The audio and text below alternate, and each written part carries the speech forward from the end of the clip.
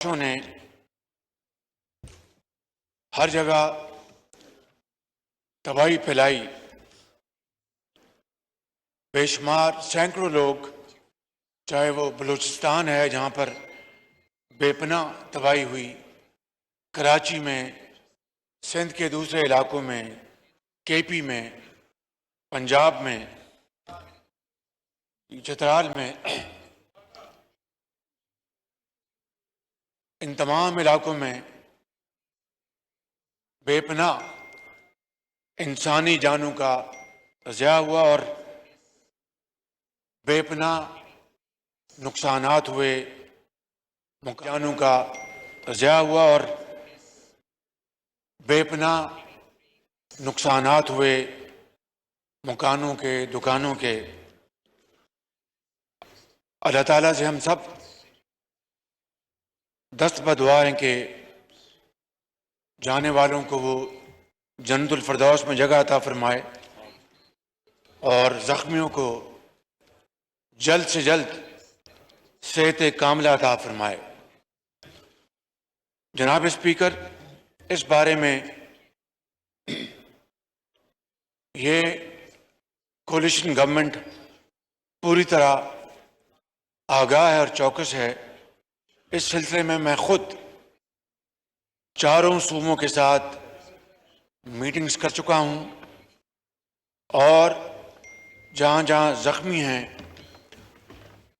जहां लोग अल्लाह को प्यारे हो गए, जहां पर माली नुकसानात हुए, वहां पर सूबाई हुकूमतें पूरी तरह दिन रात वो काम कर रही हैं, चाहे वो सिंध हुकूमत है, बलूचिस्तान की है, केपी की है, पंजाब की है, और सूबाई इमदादी कार्रवाइयों के साथ वफाक ने भी अपना भरपूर हिस्सा डाला है और एनडीएमए के जरिए जनाब स्पीकर इमदादी कार्रवाइयों में भरपूर उसमें वफाकी हुकूमत शरीक है। लेकिन यकीनन ये नुकसान बेपनाह है। हमने जो लोग अल्लाह को प्यारे हो गए, कोई माली कॉम्पनसेशन, खा वो कितनी भी बड़ी अमाउंट हो, वो जो उनके प्यारे हैं उनकी दिल की तसल्ली तशफ़ी नहीं हो सकती और उम्र गुजर जाएगी और ज़िंदगी के अंधे थपेड़े अल्लाह ताला उनको उनसे महफूज करे। मैं इस मुअज़्ज़ज़ ऐवान में तमाम हमारे साथी मुअज़्ज़ज़ मेंबरान जिन्होंने इस बारे में यहाँ पर अपना मुतालबा पेश किया है और जिन्होंने नहीं किया, मैं जनाब स्पीकर आपको यकीन दिलाता हूँ कि इंशाअल्लाह इस बारे में वफाकी हुकूमत कतन किसी भी तरह पीछे नहीं रहेगी। जो हमने इमदादी पैकेज का ऐलान किया है उसमें इंशाअल्लाह मज़ीद उसमें हम इजाफ़ा करेंगे और कल ही मैंने एक और मीटिंग बुलाई है जिसमें यहाँ पर मौजूद मुतल्लिका मेंबरान, वज़रा और सरकारी एहलकार उसमें शामिल होंगे और मैं तमाम मुअज़्ज़ज़ मेंबरान को यकीन दिलाता हूँ कि उनकी सिफारिशात के पेश नज़र हम कल इंशाअल्लाह मज़ीद फ़ैसले करेंगे ताकि जितनी भी आसानी हम उन घरानों को और सूबाई हुकूमतों को हम पहुँचा सकें, वो हमारा एक कौमी फ़र्ज़ है और इसमें ज़रा भी ताख़ीर नहीं की जाएगी। किसानों को जो नुकसान हुआ है उस बारे में भी इंशाअल्लाह हम भरपूर अपना किरदार अदा करेंगे और इंशाअल्लाह किसानों का जो भी नुकसान वफाकी हुकूमत सूबाई हुकूमतों के साथ मिलकर जनाब स्पीकर वो कर सकती है, इंशाअल्लाह हम करेंगे। चाहे ये नुकसानात जलमक्सी में हैं, चाहे वो कोयटा में हैं, चाहे वो चमन में हैं या योब में हैं या टांग में हैं या डेरा इस्माइल खान में हैं या कराची में हैं, पूरे पाकिस्तान में जिस तरह आपने चित्राली साहब ने फरमाया, चित्राल जो कि पाकिस्तान का हिस्सा है, इंशाअल्लाह जहाँ पर भी ये जनाब स्पीकर नुकसानात हैं उसका मुदावा करने में कोई कसर नहीं छोड़ी जाएगी। मैं आपको यकीन दिलाता हूँ और इंशाअल्लाह इसमें कोई कमी नहीं होगी। जनाब स्पीकर, इंसानी फितरत है कि जब कभी बच्चे को कोई तकलीफ पहुंचे तो माँ बच्चे के पास दौड़ती और बच्चा फौरन माँ के पास आता है। ये मौजूद ऐवान माँ है, पाकिस्तान के आइन की जो तख्लीक है इसी माँ के गोद से निकला है।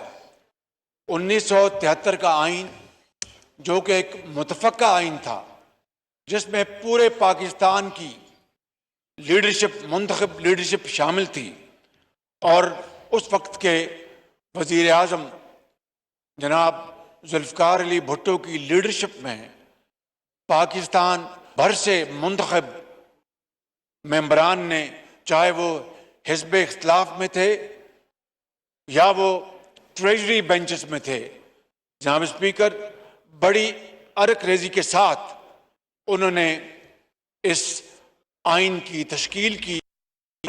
बात अपनी जगह एक मुसल्लमा हकीकत है कि यह आइन पाकिस्तान की वहदत की एक बहुत बड़ी निशानी है और इस आइन ने बदतरीन वक्तों में भी इसी आइन ने पाकिस्तान को एक पूरी दुनिया के सामने एक मजबूत मुत्तहिद मुल्क के तौर पर पेश किया। और ये मैं समझता हूँ कि यही आइन आइंदा आने वाली दहाइयों, सदियों तक पाकिस्तान की रहनुमाई करता रहेगा और पाकिस्तान को मजबूत करता रहेगा। जनाब स्पीकर, हाकमियत अल्लाह ताला की है, यही इस आइन में लिखा है और अवाम के मुंतखब नुमाइंदे वो रब ताला की हाकमियत उसी की है और वही मालिक और खालिक है और जो उसने इख्तियार इंसानों को दिया है और 22 करोड़ अवाम ने इस मुंतखब ऐवान को दिया है, ये वो इख्तियार है जो कि एक अमानत जानकर, एक मुकद्दस अमानत जानकर ये ऐवान उसको इस्तेमाल करता है। जनाब स्पीकर, इसी आइन में मुकन्नना अदलिया हो या एडमिनिस्ट्रेशन, उनके इदारों के इस आइन ने इख्तियारात मुतय्यन कर दिए हुए हैं और हर इदारे को, चाहे वो मुकन्नना है या अदलिया है या कोई और इदारा है, आइन उसको बताता है कि आपने अपने दायरे में रहकर आपने पाकिस्तान की खिदमत करनी है और पाकिस्तान को आगे बढ़ाना है। जनाब स्पीकर, मगर 75 साल गुजरने के बावजूद आइन के साथ खिलवाड़ा होता रहा। इस मुल्क में एक से ज्यादा मर्तबा मार्शल लॉ आए और वो कई दिहाइयों वो मार्शल लॉ इस मुल्क के ऊपर वो कायम रहे, मुसल्लत रहे, जिसके नतीजे में जनाब स्पीकर पाकिस्तान 2 लख्त भी हुआ और जमहूरियत का पौधा वो उतना ताकतवर ना हो सका जितना कि उसको होना चाहिए था और ये पार्लियामान वो उसकी जो नशोनुमा, उसकी ताकत वो उस तरह सामने उभर के ना आ सकी जिस तरह कि उसको आना चाहिए था।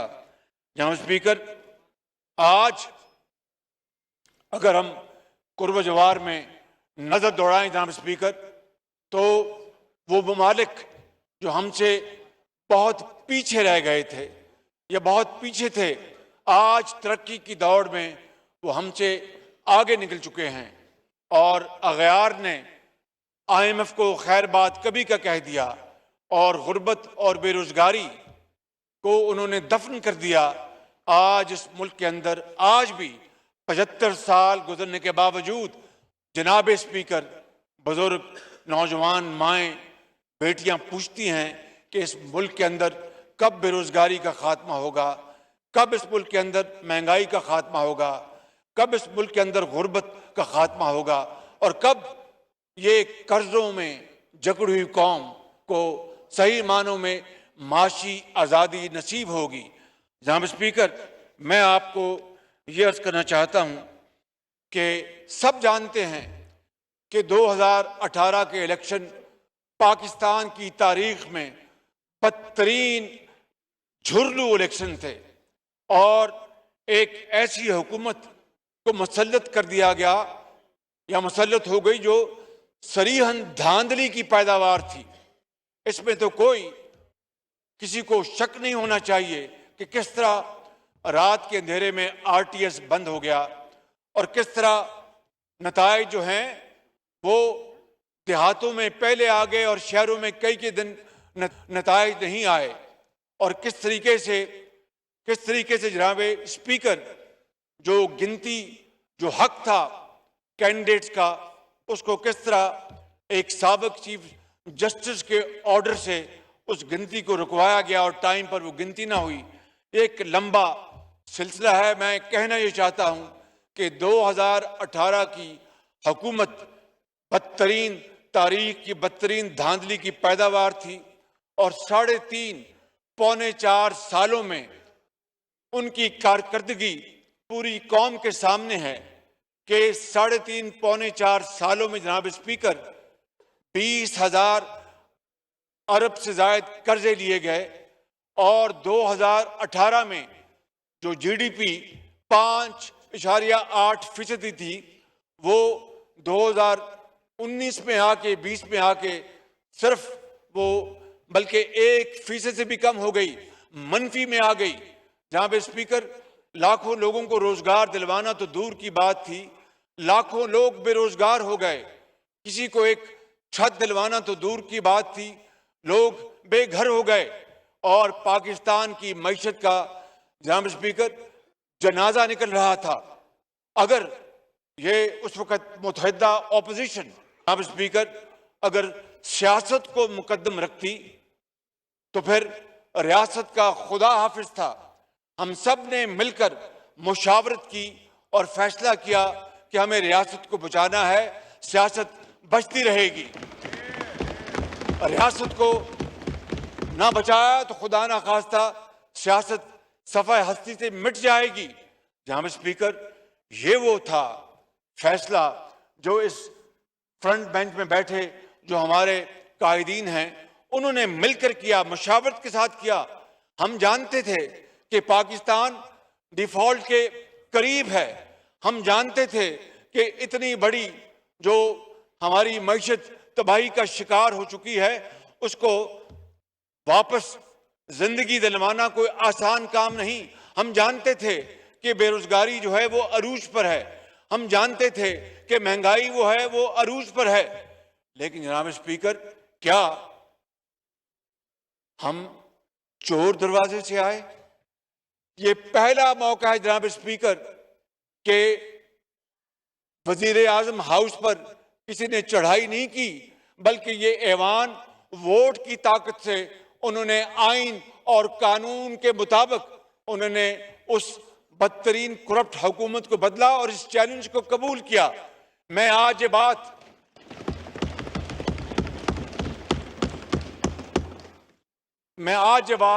जनाब स्पीकर, मैं आपको डंके की चोट पर कहना चाहता हूं और मुझे इसमें कोई कंफ्यूजन नहीं है। मेरे ये भाई और मेरे ये बुजुर्ग और बहनें सब यहां पर मौजूद हैं।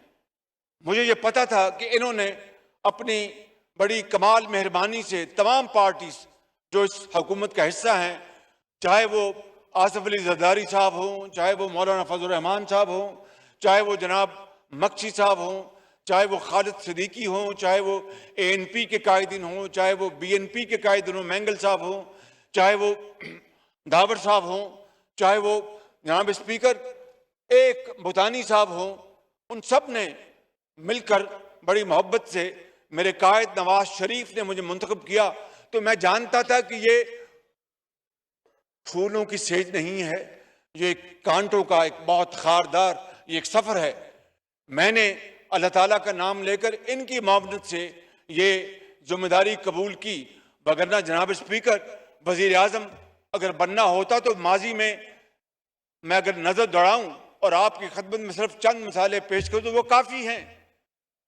1993 में बल्कि 92 में एक सदर थे, आज इस दुनिया में नहीं है, लिहाजा कोई इस दुनिया से चला जाए तो उसके बारे में बात नहीं करनी चाहिए, ना मैं करूंगा, लेकिन उस गुफ्तगू के एक नहीं एक से ज्यादा लोग उसके गवाह हैं। उन्होंने मुझे कहा कि तुम वजीर आजम बन जाओ, बाकी रेस्ट इज हिस्ट्री। उसके बाद जनरल मुशर्रफ जो जिंदा हैं उन्होंने मुझे कहा कि तुम वजीर आजम बन जाओ, रेस्ट इज हिस्ट्री। और इसके अलावा भी ऐसे जनाब स्पीकर राज हैं जो कि मेरे दिल में दफन हैं, मैं वो कभी क़यामत तक कब्र तक मैं उसको नहीं उगलूंगा, ता वक्त कि वो दूसरा फरीक उगल दे तो और बात है, जिस तरह जनरल मुशर्रफ ने उगला। कहने का मकसद ये है कि अगर मुझे वजीर आजम बनना होता और ये तगमा सजाना होता तो एक नहीं कई मौके थे। इनको छोड़ दे जनाब स्पीकर, मियां नवाज शरीफ को जब पनामा के बदले अकामा में नाजायज सजा दी गई तो एक कानूनी और आईनी मजबूरी थी कि किसी को वजीर आजम मुंतखब करना था, और उनकी बड़ी मेहरबानी मियां नवाज शरीफ की कि उन्होंने मुझे चुना और पार्लिमानी पार्टी के सामने बिठाकर मेरा नाम लिया। और मैं अपनी मुस्लिम लीग नून की पार्लियामेंट पार्टी का बेहद शुक्रगुजार हूं कि उन्होंने भरपूर तायद की। लेकिन उसके बाद मैंने ये फैसला किया कि अगर, और देखिए जनाब speaker, nobody is indispensable in this world, सब आते हैं अपने इनिंग्स खेलते और जाते हैं, ये उस खुदा का निज़ाम है। कोई यहां पर सिकंदर नहीं रहा, वो सिकंदर लाखों सिकंदर वो कब्रिस्तान में मिलते हैं तो वो कहते हैं कि माँ पूछते पुत्र तू केड़े सिकंदर लभना है, इतने लखा सिकंदर समा गए ने, तो ये दुनिया फानी है। तो मैं कह ये रहा हूं कि अगर मैंने माजी में उन गैर कानूनी ऑफर्स को मैंने अल्लाह ताला के फज़ल करम से ठुकराया तो आईनी और कानूनी जो ऑफर थी मियां नवाज शरीफ की वो तो उन्होंने मुझे ऐलान कर दिया था। लेकिन मैंने फैसला किया कि मुझे जो पंजाब में जो अवाम ने मैंडेट दिया, पार्टी ने, मियां नवाज शरीफ ने, मैं उन मंसूबों को मुकम्मल कर लूँ। वो अगर खुदा को मंजूर ना होता तो मुकम्मल ना होते। तो मैं यहाँ पर 11 महीने आकर मुझे तो ये भी नहीं समझ आनी कि मैंने फॉरेन अफेयर्स में क्या करना है। हमारे नौजवान जो फॉरेन मिनिस्टर हैं उनके कंधे बड़े मजबूत हैं, वो बड़ा अच्छा काम कर रहे हैं। मैंने अपना जो बाकी जो मामलात हैं, इंटरनल मामलात सूबों के साथ, तो मुझे तो 6 महीने इसी में लग जाएंगे। तो मैं अपना काम मुकम्मल करूं पंजाब में और फिर देखा जाएगा। फिर वो 2018 के इलेक्शन हुए और वो तारीख के, जिस तरह मैंने कहा कि बदतरीन वो इलेक्शन थे। लिहाजा मैं कह ये रहा हूं कि ये कोई मैं तगमा सजाए नहीं बैठा, रात को भी नींद नहीं आती कि किस तरह इस कौम, गरीब कौम, दुखी कौम, किस तरह बांग्लादेश जो हमसे बिछड़ गया और हमसे आगे चला गया, किस तरह वो कौमें जो पाकिस्तान से बहुत पीछे थी हमसे आगे चली गई, हम क्यों नहीं आगे गए, हम क्यों पीछे रह गए। ये वो सवाल जनाब स्पीकर, चुपता हुआ सवाल जो मैं अपने आप से पूछता हूं और पूरी कौम पूछती है। 75 साल गुजर गए, अभी तक हमने अपना रास्ता मुतय्यन नहीं किया। आप देखिए, मुझे बताएं, आज सवाल पैदा होता है कि जनाब मैं अदलिया के मेरे दिल में बड़ा एहतराम है, लेकिन मैं इस फ्लोर पे खड़ा हूं, एक मुंतखब नुमाइंदा हूं, तो हक और सच की बात अगर आज नहीं करेंगे तो कब करेंगे जनाब स्पीकर। मैं ये पूछता हूं कि वो जमाना था जब एक साबिक चीफ जस्टिस जो दिन रात सुओ मोटो लेते थे, आज ये 56 कंपनी को सुओ मोटो करो, इसका केस लगा लो, आज ये फलां केस उसका सुओ मोटो लगा लो, आज ये फलां केस उसका सुओ मोटो लगा लो। दिन रात जो अपना, मैं नहीं बाकी सूबों के भी वज़रा आला कोर्टों में जाते थे, अदालत अगर बुलाए तो मैं समझता हूँ कि बड़ा हमें एहतराम से जाना चाहिए, इसमें कोई दो राय नहीं, कतन कोई दो राय नहीं। लेकिन जनाब स्पीकर, अगर आपने फैसला करना है तो फिर इंसाफ की बुनियाद पर करना होगा, हक की बुनियाद पर करना होगा। ये नहीं हो सकता कि आप मेरे साथ कोई और बर्ताव करें, किसी के साथ कोई और बर्ताव करें। ये मुमकिन नहीं जनाब स्पीकर। मैं आपको ये कहना चाहता हूं कि वो जो हुकूमत है जिससे हमने कौम की जान छुड़वाई, करप्शन के हवाले से मैंने नहीं कहा, इस ऐवान ने नहीं कहा, बल्कि ट्रांसपेरेंसी इंटरनेशनल ने कहा जनाब स्पीकर कि पाकिस्तान की तारीख में सबसे ज्यादा करप्शन का इंडेक्स या सतह पीटीआई की हुकूमत में हुई, पीटीआई की हुकूमत में हुई। जनाब स्पीकर, मैं आपको फैक्ट्स बता रहा हूं, और ये ट्रांसपेरेंसी इंटरनेशनल पाकिस्तान ने नहीं, ये वो बर्लिन जो जर्मनी में इनका हेड ऑफिस है, ये उन्होंने कहा जनाब स्पीकर। और दोस्त ममालिक के साथ क्या हुआ, तुर्की के साथ हमने क्या बर्ताव किया, सऊदी अरेबिया के साथ हमने क्या बर्ताव किया, हमने चीन के साथ क्या बर्ताव किया, मैं किस किस की बात करूं। और फिर कहते हैं कि ये इंपोर्टेड हुकूमत है। ओ भाई, जब आप प्रेसिडेंट ट्रंप को मिलके आए थे तो ये किसने कहा था जनाब स्पीकर कि मैं एक और वर्ल्ड कप लेके आया हूं? आपको याद होंगे वो अल्फाज कि मैं एक और वर्ल्ड कप लेके आया हूं। ये मैंने तो नहीं कहा था, बिलावल भुट्टो ने नहीं कहा था, ये इमरान नियाजी ने कहा था। और आज सबसे हमने ताल्लुकात खराब करा लिए और फिर कहते हैं जनाब ये डिक्टेशन लेते हैं। और मैं आपको आज बताता हूं, इसमें छुपाने की बात नहीं। इन्होंने जनाब एक लेटर लगा दिया, व्हाट्सएप किया कि जनाब हमने रूस को हमें सस्ता तेल देने की ऑफर की। रूसी हुकूमत ने तरदीद कर दी खुद कि हमने तो कोई पाकिस्तान को सस्ता तेल देने की ऑफर की है। जनाब स्पीकर, फिर काबीना में मेरे पास फॉरेन सेक्रेटरी आए, पूरी काबीना में उन्होंने सुना, काबीना में नहीं, हमारी वीट की मीटिंग चल रही थी, उसमें उन्होंने कहा जी कि हमें रूस से गंदम की हमें ऑफर है। जनाब स्पीकर, 3 मिलियन टन गंदम शॉर्ट है और वो कोई आसमानी आफत वजह नहीं है, कोई खराब मौसम उसकी वजह नहीं है, कोई खुदा ना खास्ता कोई बीमारी उसकी वजह नहीं है। वजह सिर्फ एक है कि टांग पर टांग रखकर हुक्म देना और पूरे पाकिस्तान में कुछ हो जाए मेरी भला से। अगर मैं हूं तो फिर सब कुछ है, अगर मैं नहीं हूं तो खुदा ना खास्ता मेरे मुंह में खाक, फिर पाकिस्तान भी नहीं है। ये है वो एटीट्यूड जिसने पाकिस्तान को आज इस तबाही की दहानी खड़ा कर दिया। जनाब स्पीकर, मैं आपको बता रहा हूं, और उस मीटिंग में मुझे फॉरेन सेक्रेटरी ने पूरे जो मौजूद थे उन्होंने कहा जी अपना रूस हमें दे रहा है गंदम। मैंने कहा कि अगर सस्ती तरीन गंदम मिलती है और आला क्वालिटी मिलती है तो इससे अच्छी बात क्या हो सकती है। हमने कहा कि जनाब उनसे बात करें। जनाब स्पीकर, इस बात को 1.5-2 महीने हो गए, मैंने एक मरतबा नहीं कई मरतबा मैंने काबीना में भी फॉलो किया। मैंने कहा अगर G2G रशिया से अगर हमें सस्ती गंदम मिलती है तो बहुत अच्छी बात है।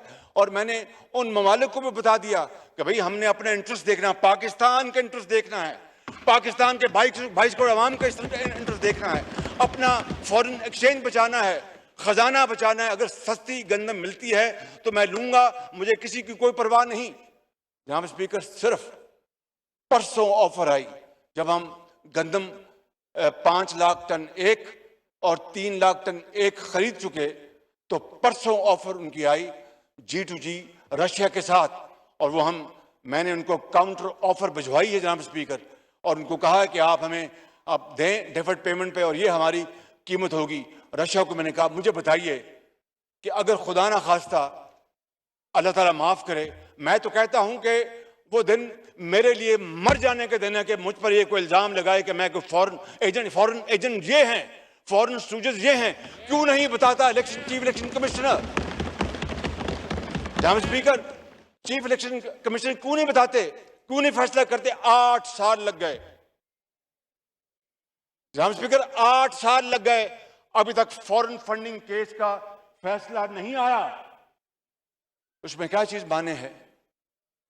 जनाब स्पीकर, मेरा आपसे बड़े अदब से सवाल है कि 8 साल लग गए और वो पैसा फॉरेन फंडिंग का इसराइल से मैंने तो नहीं मंगवाया, वो इमरान खान ने मंगवाया। हिंदुस्तान से पैसा मैंने तो नहीं मंगवाया, वो इमरान खान ने मंगवाया। जनाब स्पीकर, 8 साल से वो किसी ने नोटिस लिया, किसी ने सुओ मोटो लिया? 8 साल, अंदाजा फरमाएं आप। जनाब स्पीकर, इस पूरी ऑपोजिशन को मैं यहां पर पर्सनल बात नहीं करूंगा, इज्तिमाई बात करूंगा और कौम की बात करूंगा, इस मुल्क के मुस्तकबिल की बात करूंगा।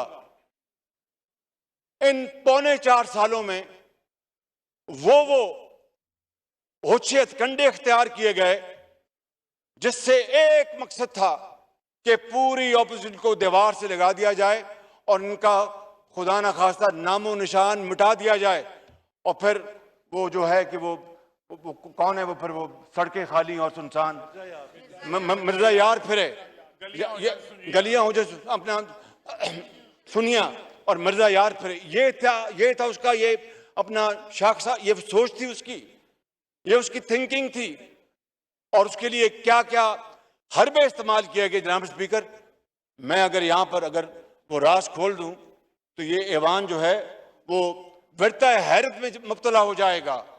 लेकिन वो एक ऐसे राज है, हाँ जब वो वक्त आया, फोरम आया तो मैं बताऊंगा। जनाब स्पीकर, कहना मैं ये चाहता हूं कि ये 8 साल, ये दिन रात यहां पर अपना राग लापता रहा, चोर डाकू 4.25 साल। और सुन लीजिए जनाब स्पीकर कि एक धेले की करप्शन 4.25 सालों में किस सियासी लीडर जो कि हिजबे इख्तलाफ से उनका ताल्लुक था, उसके बारे में ये अकाउंटेबिलिटी कोर्ट से उन्होंने फैसला करवाया। मुझे आप बताएं, दिल पे हाथ रखकर जनाब स्पीकर, मैं आज दिल की बातें करना चाहता हूं, क्योंकि ये कौम को मैंने वादा किया था, इस कौम से मैंने कहा था कि मैं आपसे हमेशा, मैं एक खताकार इंसान हूं, लेकिन मैं आपसे इंशाअल्लाह कोशिश करूंगा कि अपने रब के फजल से सच बात करूं, गलत बात नहीं करूंगा। और अगर ऐसी बात होगी तो मैं खामोश रहूंगा, आपसे झूठ नहीं बोलूंगा। जहां स्पीकर, किस तरह दिन रात झूठ बोला गया, मुझे बताएं कि करप्शन, ये मैं आपको इसलिए बात आज कर रहा हूं कि आज दूध का दूध और पानी का पानी हो जाना चाहिए। मुझे बताएं, 52 रुपए चीनी थी, 52 रुपए एक्सपोर्ट की गई, अरबों रुपए की सब्सिडी दी गई। जनाब स्पीकर, अरबों रुपए की सब्सिडी, और सब्सिडी के साथ और मेहरबानी की गई कि डॉलर ऊपर जा रहा था और रुपया नीचे जा रहा था। इसका मतलब युवा सादे अल्फाज में कि अगर डॉलर 100 रुपए है आज, तो 100 रुपए मिलेगा आपको अपना उसका एक्सपोर्ट से प्रोसीड्स। अगर डॉलर बढ़ गया 105 हो गए तो 5 रुपए और आ गए। वो डॉलर भी बढ़ता गया, रुपया भी नीचे जाता गया, सब्सिडी भी लेते रहे, यानी दोनों हाथों से कौम को लूटा गया। और फिर वक्त आया कि चीनी की कीमत जनाब स्पीकर वो 110 रुपए किलो तक जा पहुंची। इसी तरीके से गंदम को ले लें, गंदम पहले एक्सपोर्ट की फिर इंपोर्ट की, अरबों डॉलर पाकिस्तान के इस तरह बर्बाद हुए। और फिर आपने देखा कि गैस, नेचुरल गैस जब कौड़ियों के भाव बिक रही थी, $3 पर यूनिट, किसी ने इस तरफ ध्यान न दिया, टांग पे टांग रख के बैठे थे कि जो जिस तरह रोम जल रहा था और नीरो बांसुरी बजा रहा था, कोई परवाह नहीं थी कौम की। परवाह होती तो $3 फौरन कैच करते और कहते कि जनाब लाएं $3, हम फौरन खरीदे स्पॉट से। और उस वक्त लॉन्ग टर्म एग्रीमेंट भी $5 पे हो सकता था। जनाब स्पीकर, जिन्होंने बदतरीन मुजरमाना गफलत की, मैं आपको बिला खौफ तरदीद कह सकता हूं, उस वक्त तो किसी ने नोटिस लिया जनाब स्पीकर, किसी भी एक बात का कतन किसी ने नोटिस नहीं लिया। और जनाब स्पीकर, मुल्क की मईशत तबाही की तरफ बढ़ती रही। फिर IMF से एग्रीमेंट किया और IMF की एग्रीमेंट की धज्जियां उड़ाई, खुद एग्रीमेंट किया और धज्जियां उड़ाई और पाकिस्तान को डिफॉल्ट के बिल्कुल किनारे लगा दिया। किसी ने एक नोटिस लिया कि भाई आप एक सॉवरेन स्टेट मुआहदा करता है, उसकी आप वॉयलेट कर रहे हैं, ये क्यों कर रहे हैं आप? जनाब स्पीकर, बात यहां पर खत्म नहीं होती, बात बड़ी दूर तक जाएगी। बात निकली है तो बहुत दूर तक जाएगी। जनाब स्पीकर, मैं आपको ये कहना चाहता हूं कि जनाब speaker, BRT Peshawar,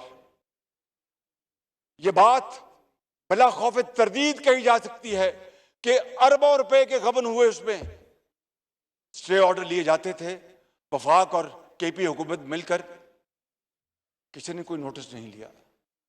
helicopter case बंद होता है, किसी ने कोई नोटिस नहीं लिया। और वो टूरिस्ट मुकाम कौन सा है? वो मालम जब्बा, उसको जफा डाल लिया नायब ने।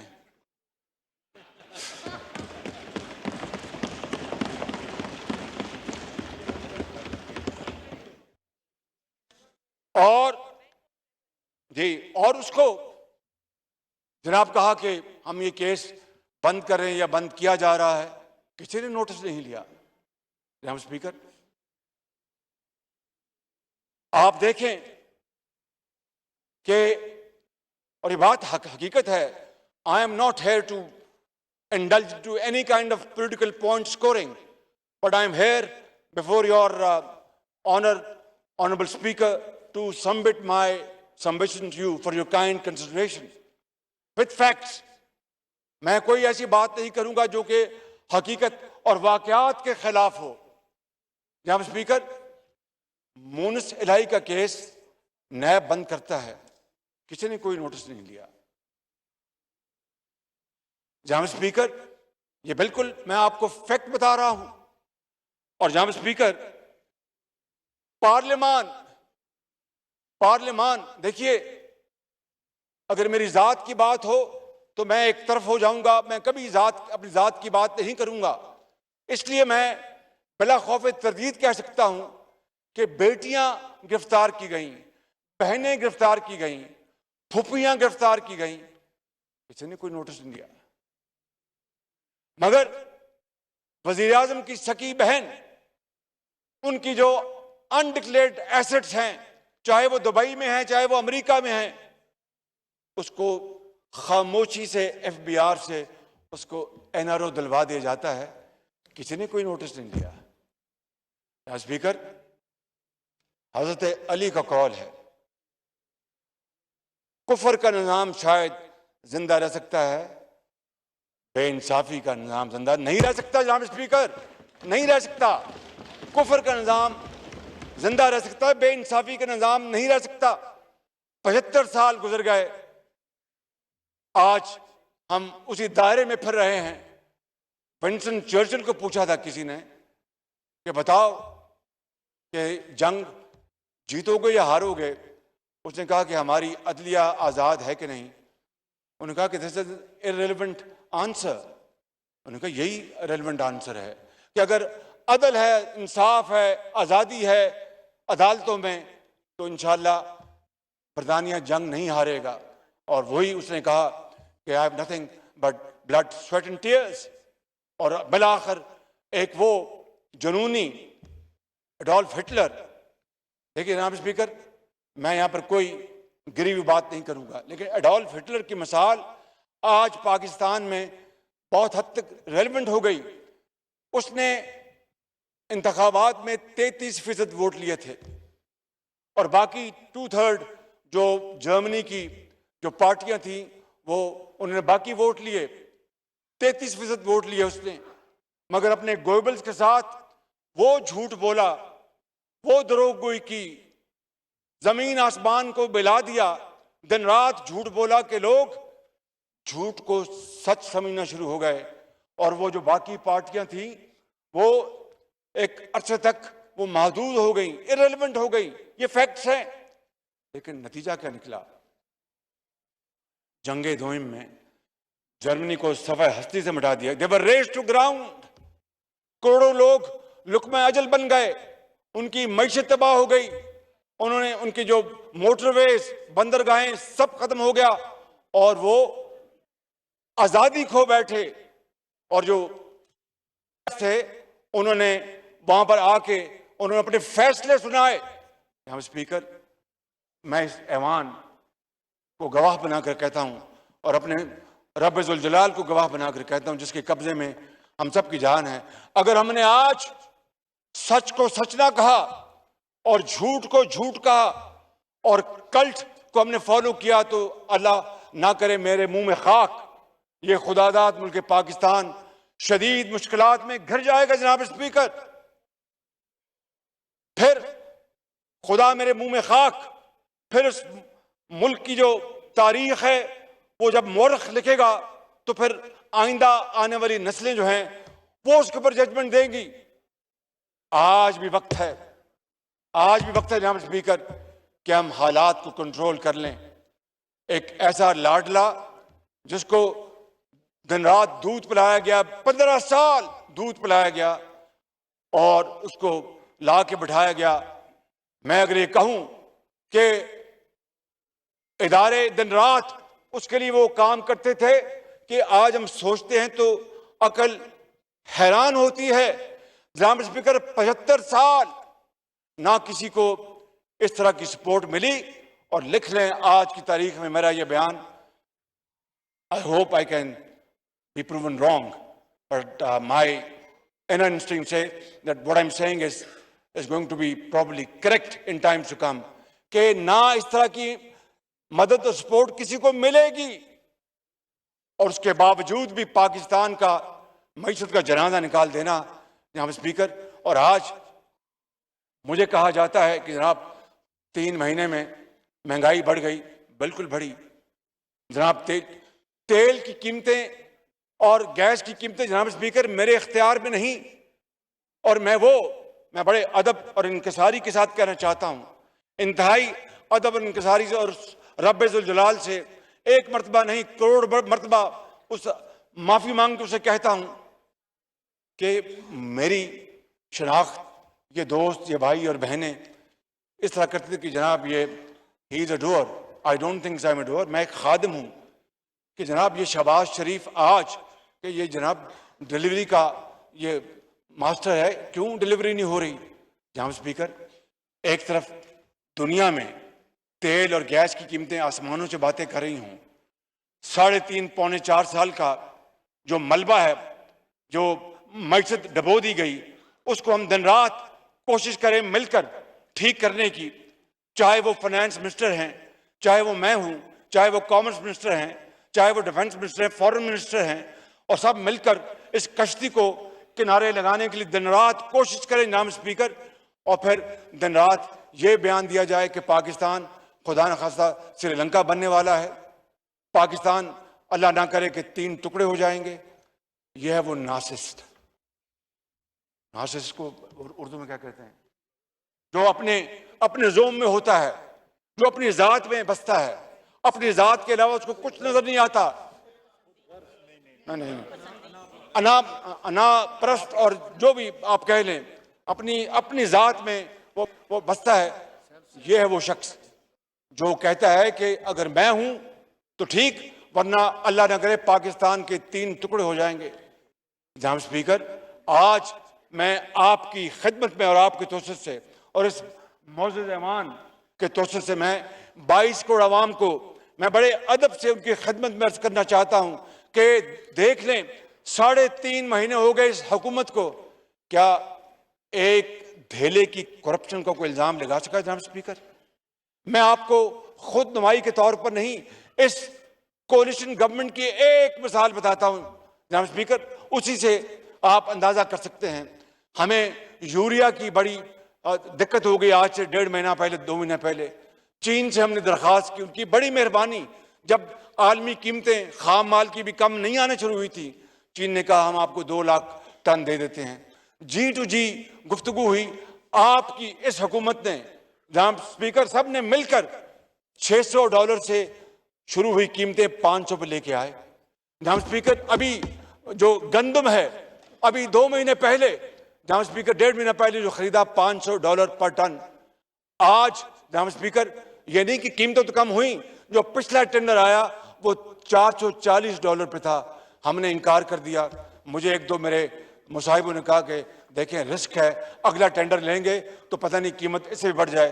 तो किसी ने कहा कि फिर शहबाज शरीफ साहब ऐसा तो होता है ऐसे कामों में, और रब ताला का अपना बेपाया फजलो करम है कि जो हम दोबारा टेंडर आए तो $404 पे आया। जनाब स्पीकर कीमतें से ज्यादा हो सकती थी, ये मेरे हाथ में तो नहीं अल्लाह के हाथ में है, लेकिन कोशिश करना हमारा फर्ज है। हमने कोशिश की, मिलकर कोशिश की, रब ताला ने करम किया और एक एक डॉलर इस कौम की अमानत है, एक एक डॉलर इस कौम की अमानत है। मैं किस तरह $1 लुटा दूं और कहूं कि हम एक शशा खर्ची के मुतहम्मल हो सकते हैं। जनाब स्पीकर इसके मुकाबले मैंने बता दिया, मैं रिपीट नहीं कर रहा, but at the cost of reputation, जब $3 गैस की कीमत थी, इन्होंने कहा कि जहन्नम में जाओ, हमें जरूरत नहीं है, और आज गैस हमें मिलती नहीं, ढूंढने से भी नहीं मिलती। तो जनाब स्पीकर किसी ने इसका नोटिस लिया, किसी ने इसका पूछा। जनाब स्पीकर मैं आपको ये कहना चाहता हूं कि 2018 में इसी पार्लियामेंट पे हमला करने का ऐलान किसने किया था? सॉरी 2014 में, 13 में, सॉरी 14 में, और अदालत उस्मा की बिल्डिंग में गंदे कपड़े किन्होंने लटकाए थे? और ये किसने कहा था जनाब स्पीकर कि बिजली के बिलों को आग लगा दो, हुंडी से पैसा लेके आओ, टैक्स देना बंद कर दो? जनाब स्पीकर किसी ने नोटिस नहीं लिया, सब चुप थे। यानी इतनी बड़ी, देखिए जनाब स्पीकर, अगर मुजीबुर रहमान, शेख मुजीबुर रहमान मरहूम अगर हार जाता तो गद्दार कहलाता, because nothing succeed like success. जीत गया तो हीरो बन गया। यहां पर कहा जा रहा है एक यानी पार्टी का लीडर के हुंडी से पैसा लाओ, बिजली के बिल जला दो और टैक्स मत दो। स्पीकर ये क्या है? ये अगर कानून और आइन की धज्जियां उड़ाने के मुतरादिफ नहीं तो और क्या है? किसी ने नोटिस नहीं लिया। जनाब स्पीकर जब चीन के हमारे मेहरबान सदर जब तशरीफ ला रहे थे सितंबर 2014 में, तो जनाब स्पीकर वजीर आजम ने, पूरी हुकूमत ने यानी मिन्नतें की कि भाई उठ जाओ यहां से, डी चौक से, 3 दिन के लिए अपना कोई इतनी बड़ी क्यामत नहीं आ जाएगी। हत्ता के मुक्तदर इदारे ने भी अपना रोल अदा करने की कोशिश की। मैं जानता हूं इसको खुद, तो मैं इसका गवाह तो उस रात मैं पूरी रात जागता रहा जब मुझे रात को 11 बजे चीनी सफीर ने कहा कि चीफ मिनिस्टर हमारे प्रेसिडेंट का दौरा मुअख्खर हो गया, अब नहीं आएंगे। उस रात नींद नहीं आई, इसलिए नहीं कि हमारी हुकूमत को नुकसान, पाकिस्तान के 22 करोड़ अवाम का नुकसान हो रहा था। जनाब स्पीकर जो बिजली के मंसूबे लगने थे वो 7 महीने पहले लग जाते अगर वो मुआहिदा 2014 में साइन हो जाता और ज़राअत और सनत को तरक्की मिलती, उनकी चिमनियों से धुआं निकलता, लाखों लोगों को रोजगार मिलता। किसी ने नोटिस नहीं लिया। जनाब स्पीकर सवाल ये पैदा होता है कि क्या दोहरा मियार पर चल सकता है? और मैं आपको जनाब स्पीकर ज्यादा वक्त नहीं लूंगा, मैं आपको ये कहना चाहता हूं कि अभी दूर की बात नहीं, स्पीकर दूर की बात नहीं, मार्च में आपको अच्छी तरह पता है, आप उस वक्त उन बेंचेस पे बैठते थे। मार्च में जिस तरह आइन शक्ल की गई, डिप्टी स्पीकर सदर पाकिस्तान इमरान नियाज़ी ने मिलकर जो धोखे के साथ असेंबली तोड़ने की कोशिश की, अदालत उज़्मा ने कहा कि डिप्टी स्पीकर ने आइन शक्ल की, बड़ी अच्छी बात की उन्होंने, लेकिन उनको तो किसी ने नहीं बुलाया। स्पीकर पंजाब असेंबली जनाब स्पीकर वो एक कार्रवाई करते हैं, उनको बुला लिया गया। जनाब स्पीकर इस बात में मैं बहस में नहीं जा रहा कि स्पीकर को अदलिया बुला सकती नहीं बुला सकती, ये कानून के जो माहिर है वो बता सकते हैं। कह मैं ये रहा हूं कि अगर इस तरह निज़ाम चला कि मैंने जिस तरह बात की कि किस तरह डिक्टेटर्स ने पाकिस्तान की मईशत को तबाह किया और किस तरह मुल्क दो लख्त हुआ और किस तरह 72 साल हम एक दायरे में विशिष्ट सर्कल में चलते आ रहे हैं, अगर इस तरह मामलात चलते रहे तो खुदा ना खास्ता कायद की रूह हमेशा के लिए तड़पती रहेगी।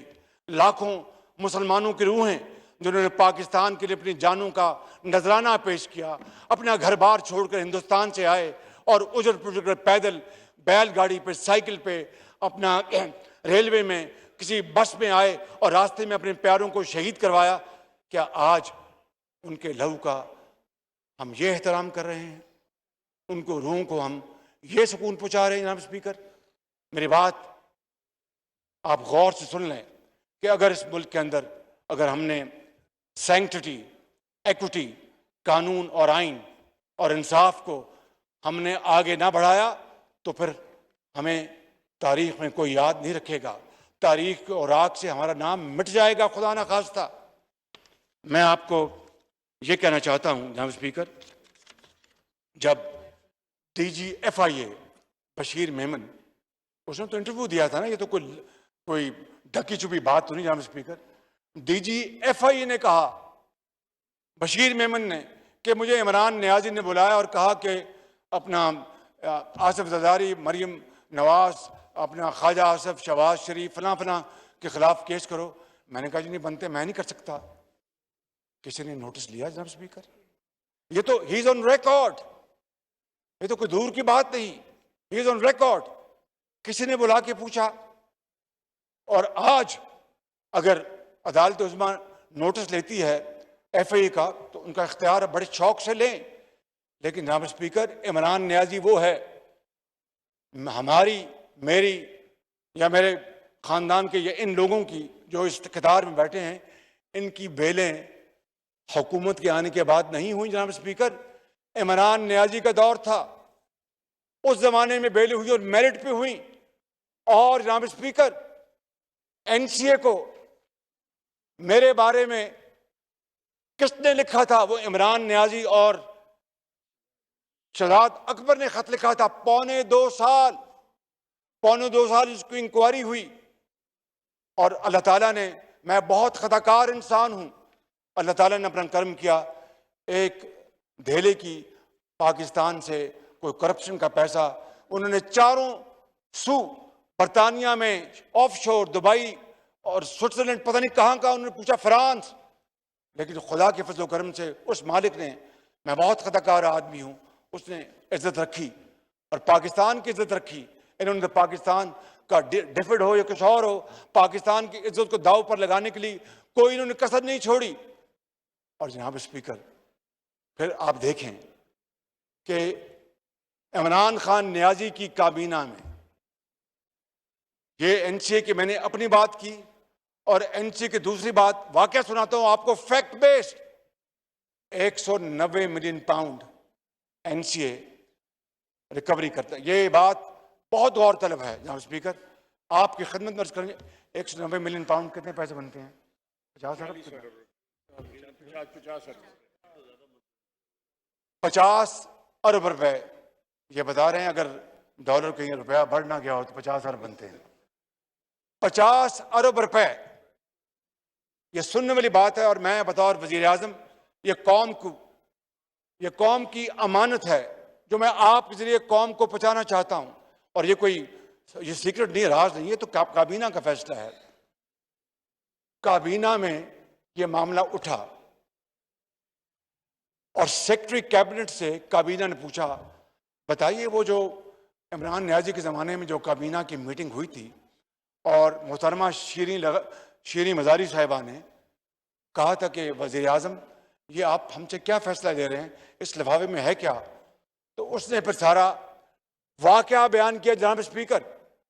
उसने, काबीना की मीटिंग ख़त्म हो गई थी, आखिरी लम्हात में शहजाद अकबर साहब उठते हैं और वज़ीर आज़म के कान में कुछ खुसर फुसर करते हैं और वज़ीर आज़म और मेंबर्स अपना काबीना के उठ गए थे। उनका बैठे बैठे बैठे बैठे ये एक है लिफाफा, ये आपने बस इसको ओके कर दें। तो वो जो मोहतरमा जो वजीर साहिबा थी, उन्होंने कहा कि वजीर आजम आप हमसे किस बात का फैसला करा रहे हैं? उनका नहीं, ये एक सीक्रेट डॉक्यूमेंट है, आप बस कर दें। जनाब स्पीकर, मैंने तो कानून नहीं पढ़ा, कानूनदान लेफ्ट एंड राइट बैठे हैं, दिन रात कानून की बातें मेरे कानों में करते हैं, कोई इधर से गुजर जाती है, कोई इधर से गुजर जाती है। लेकिन ये तो एक बड़ा सीधा साधा एक सिंपल एक फैक्ट है कि मुस्तफा इम्पैक्स केस में अदालत उज़्मा ने फैसला किया था कि वजीर आजम का फैसला वो है जो कि काबीना का फैसला है। अब जब ये मामला आता है काबीना में और बंद लिफाफे में, मैं तफसील में नहीं जा रहा, तफसील इसकी बहुत है, वो आपको बताऊं तो शायद आपके भी रोंगटे खड़े हो जाएंगे। बंद लिफाफा, उसके ऊपर फैसला काबीना से लिया जाता है कि ये बंद लिफाफा जो है इसको आप फैसला कर दें, इसके अंदर जो भी है आप इसको मंजूर कर दें। कभी देखती आंख ने कभी इस तरह का मंजर देखा था? सुनते कान ने कभी इस तरह का वाकया सुना था कि काबीना फैसला करे एक बंद लिफाफे में? और मैं यहां पर अगर उस बात को दोहराऊं तो बात और वाज़ेह हो जाती है। जो अभी प्रेस कॉन्फ्रेंस में मोहतरमा मरीम नवाज शरीफ ने कही कि खुदा ना खास्ता उस बंद लिफाफे में ये फैसला किसी ने लिखा होता कि अल्लाह माफ करे पाकिस्तान के न्यूक्लियर सासे भेज दो, तो जनाब स्पीकर वो काबीना का फैसला था। या फिर फलां आदमी को जाके खुदा ना खास्ता कत्ल कर दो, ये काबीना का फैसला था। या फलां को लूट लो, ये काबीना का फैसला था। या अल्लाह माफ करे कश्मीर हिंदुस्तान के हवाले कर दो, ये काबीना का फैसला था। सेक्रेटरी कैबिनेट ने कहा कि जनाब ये लिफाफा बंद है, ये मैं आपकी इजाजत से खोल रहा हूं। वो खोला, फिर काबीना ने सारा पढ़ा, वो रेस्ट इज हिस्ट्री। जनाब स्पीकर, 50 अरब रुपया, और उनको ये जब वो खोला लिफाफा तो उसमें एक था कि इनको इजाजत दे दें, कौन यार, मैं नाम भूल जाता हूं, वो ARU का कौन था, शहजाद अकबर को इजाजत दे दें कि वो जाके NCA के साथ मुआहदा कर ले। मुझे बताएं जनाब स्पीकर, मेरे खिलाफ अगर NCA 5,000, ये तो 190 मिलियन पाउंड था, 5,000 पाउंड भी होता तो शहजाद अकबर मेरे लिए जाके मुआहदा करता।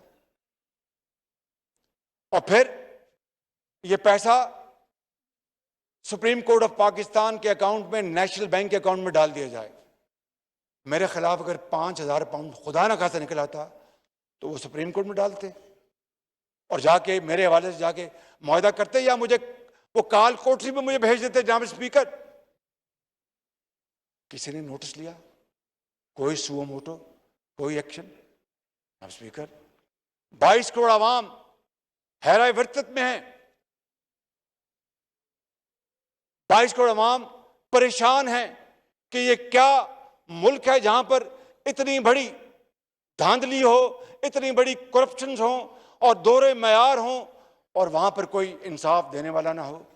जनाब स्पीकर, ये वो दुखी दिल के साथ मैं फिर कहना चाहता हूं कि अदलिया का मेरे दिल में बहुत एहतराम है। अगर अदल इंसाफ नहीं होगा तो ये मुल्क, खुदादाद मुल्क पाकिस्तान आगे नहीं चल सकता। मैं सिर्फ दोहरे मयार की बात कर रहा हूं जनाब स्पीकर, डबल स्टैंडर्ड्स की बात कर रहा हूं, और मेरा हक है कि मुझे अवाम ने, मेरे हल्के ने मुंतखब किया है, इस ऐवान ने मुझे मुंतखब किया है। जनाब स्पीकर, मैं आपको ये कहना चाहता हूं कि कुछ हो जाए, दुनिया इधर की उधर हो जाए, जनाब स्पीकर, मैं आपको ये कहना चाहता हूं, उस खुदाए बुजुर्गों बरतर को गवाह बनाकर और इस ऐवान को गवाह बनाकर, आपको गवाह बनाकर, 22 करोड़ आवाम को गवाह बनाकर कि हालात मुश्किल जरूर हैं, चैलेंजेस मुश्किल जरूर हैं। मैं वही शहबाज शरीफ हूं, वही खादम हूं, वही खताकार हूं जिसने लाखों लैपटॉप्स ज़हीन और फतीन बच्चों और बच्चियों को दिए उनके हाथों में क्लाशनकोफ नहीं दी, लैपटॉप दिए। मैं वही खादिम हूं नवाज शरीफ की क़यादत में जिसने पंजाब के किसानों को सस्ती खाद दी। मैं वही शहबाज शरीफ हूं जनाब स्पीकर जिसने किसानों को ट्यूबवेलों के लिए सब्सिडी दी। मैं वही शहबाज शरीफ हूं जिसने अस्पतालों और दूसरे जो रूरल एरियाज हैं वहां पर मुफ्त अद्वियात दी और आला क्वालिटी की, जो वजीर आज़म का बेटा भी खाए और एक मजदूर भी खाए और यतीम का बच्चा भी खाए। मैं वही शहबाज शरीफ हूँ जिसने सौखे पैंडे से पक्की सड़कें बनाई। जनाब स्पीकर, मैं वही शहबाज शरीफ हूँ जिसने अल्लाह के फजल करम से यूनिवर्सिटियाँ बनाई। मैं वही शहबाज शरीफ हूँ जिसके बारे में कहा जाता था कि 3 महीने में अपना ये पुल बना देता है, बच कर रहो वरना पुल बन जाएगा। मैं बड़े अदब से कहना चाहता हूँ कि हालात मुश्किल ज़रूर हैं, बहुत चैलेंजिंग हैं, लेकिन खुदा की कसम इस ऐवान की मदद से और अल्लाह की मदद से और आपके तावन से हम पाकिस्तान को बनाएंगे, रोज़ायम बनाएंगे इंशाअल्लाह। मुकाबला करेंगे, फस्तायत का मुकाबला करेंगे, इसकी फस्तायत का मुकाबला करेंगे, इसकी ज़हनियत का मुकाबला करेंगे, लेकिन झुकेंगे नहीं। उसके आगे सर झुकता है, गर्दन कट सकती है, किसी के आगे झुक नहीं सकती मासवाए उस ज़ाते बारी ताला के। जनाब स्पीकर, मुझे पता है कि मगरिब का वक्त होने वाला है, बिल्कुल मैं ज़्यादा वक्त नहीं लूँगा। मैं सिर्फ ये कहना चाहता हूँ कि इंशाअल्लाह जो जिम्मेदारी मुझे मिली है, जब तक मुझ पर मेरी पार्टी के कायद और इन कायदीन का एतमाद है, इस ऐवान का एतमाद है, मैं अपनी कोशिश करता रहूँगा। बाकी नताइज जनाब स्पीकर अल्लाह ताला के हाथ में है, इंसान के हाथ में नहीं। इंसान सिर्फ कोशिश कर सकता है, इससे आगे कुछ नहीं। ग्रेट डिप्रेशन भी आया था अमेरिका में 1930 में, और प्रेसिडेंट रूजवेल्ट ने जो प्लान किया था, दुनिया का बदतरीन वो डिप्रेशन आया था और वहाँ पर बहुत लाखों लोग बेरोज़गार हो गए थे और लोग घरों में बैठे थे, बीमारी थी। इससे बड़ा चैलेंज तो यहाँ पर नहीं है। इंशाअल्लाह हम इस चैलेंज को निपटेंगे और जर्मनी और जापान की मैं मिसाल कई दफ़ा दे चुका हूँ जनाब स्पीकर, वो इंशाअल्लाह ये तमाम मिसालें हमारे सामने हैं। अल्लाह ने चाहा तो हम वो कश्ती ज़रूर हमारी अपना पार लगाएगा, अगर हम में इत्तेहाद रहा, हम में यकसुई रही और हम में ये जज्बा रहा कि हम लड़ेंगे मरेंगे लेकिन शिकस्त नहीं मानेंगे और पाकिस्तान को अजीम बनाएंगे, पाकिस्तान को कायद का पाकिस्तान बनाएंगे। तमन्ना आबरू की है अगर गुलजार हस्ती में, तमन्ना आबरू की है अगर गुलजार हस्ती में, तो कांटों में उलझकर जिंदगी करने की खू कर ले। नहीं ये शाने खुददारी चमन से तोड़ कर तुझको कोई दस्तार में रख ले, कोई जेबे गुलो कर ले। पाकिस्तान जिंदाबाद, कायद आज़म जिंदाबाद। कौमी असम्बली इजलास में इजहार ख्याल करते हुए वज़ीर आज़म शहबाज शरीफ ने कहा कि 1973 का आइन एक मुत्तफ़िक़ा आइन था। इस आइन ने बदतरीन वक्तों में भी पाकिस्तान का तशख़्ख़ुस दुनिया के सामने मुस्बत रखा। वज़ीर आज़म ने कहा कि इस आइन में मुक़न्नना अदलिया या एडमिनिस्ट्रेशन के इख्तियारात मुतय्यन कर दिए गए हैं। आइन ने हर इदारे के रोल तय कर दिए हैं। ये ऐवान भी पाकिस्तान के आइन के लिए माँ की हैसियत रखता है। वज़ीर आज़म का कहना था कि क़ुर्बो जवार के वो ममालिक जो हमसे बहुत पीछे रह गए थे, तरक्की की दौड़ में अब वो भी हमसे आगे निकल गए हैं। उन्होंने कहा कि लाखों लोगों ने इस मुल्क के लिए अपनी जानों का नजराना पेश किया, आज उनकी रूह को तकलीफ पहुंचती होगी। वज़ीर आज़म शहबाज शरीफ ने इजहार ख्याल करते हुए कहा कि आज भी वक्त है कि हम हालात को कंट्रोल कर लें। इमरान खान पर तनकीद करते हुए कहा कि एक ऐसा लाडला जिसे 15 साल दूध पिलाया गया, उसके लिए दिन रात इदारे काम करते रहे। आज हम सोचें तो अक्ल दंग रह जाती है। इस तरह की मदद और सपोर्ट किसी को नहीं मिल सकती। अगर हमें मिली हो